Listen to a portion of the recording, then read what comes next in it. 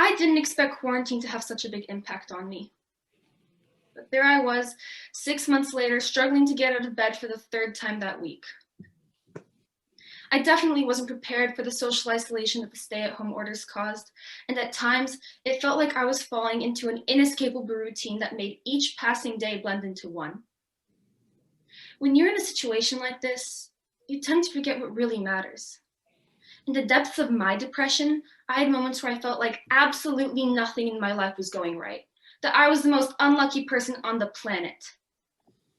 It became very easy for me to forget that there are people who are struggling more than I am, who are in worse situations themselves.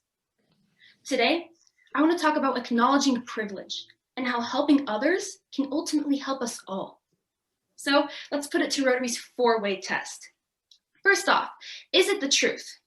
Privilege comes in many forms. Much of my privilege stems from my middle-class upbringing, my whiteness, my education, my access to healthcare, and more. It's important to understand, though, that having privilege does not mean that you are immune to life's hardships, but rather that you have an unearned benefit because of how society treats you. Let's look at my white privilege as an example. Growing up Caucasian in America, I didn't even realize just how many things I took for granted until the Black Lives Matter movement brought them to light. Or what about my upbringing? My problems seemed so trivial when compared to those faced by the residents in Malawi, Africa, who cannot afford a water system, forcing them to get all of their water from a well. Or the people in Ghana who don't have access to clean water whatsoever. Or what about the families in the Navajo reservation in Arizona who cannot afford light after dark, preventing them from working and studying in the evenings? If we begin to view our daily obstacles in this perspective, we will not be invalidating our own problems, but rather getting rid of our ability to make excuses. We can pull ourselves out of this age of depression, and the best part is that we can give someone else the opportunity to lead a better life at the same time. So, is it fair to all concerned? Being aware of your privilege is one of the first steps towards change.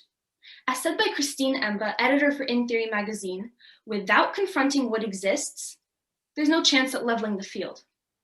By this logic, it is only fair to those struggling that we can at least acknowledge how privilege holds us to different standards in society, and only then can we do something about it.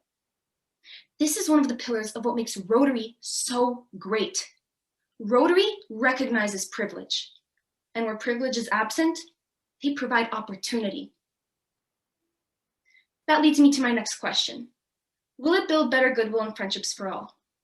From my experience, one of the best parts of student volunteering and fundraising groups is the community that you foster. Being an Interact leader has led me to meet so many new people and build such great relationships with them. In addition to this, the skills I learned through volunteering inspired me to lead a club improving mental health awareness at my own school. I realized that when I started to put the needs of others before my own, I became a happier person. Last but not least, is it beneficial to all concerned? Helping others pulled me out of the dark corners of my mind and reminded me that I have so much more to be grateful for in my life. I believe that anyone who recognizes they have privilege must use it to help those who are less fortunate than they are. This way, we can improve our own mental health while helping others at the same time. This way, we can incite change and reimagine a world where we can all be treated equally. It might sound ironic, but gratefulness is taken for granted. As a group, we need to start being more thankful for the simple parts of our life, for our unearned benefits. Like Rotary, we can adapt the motto service above self into our daily lives, give more to those who have less, and present them with opportunities to lead a better life. Thank you.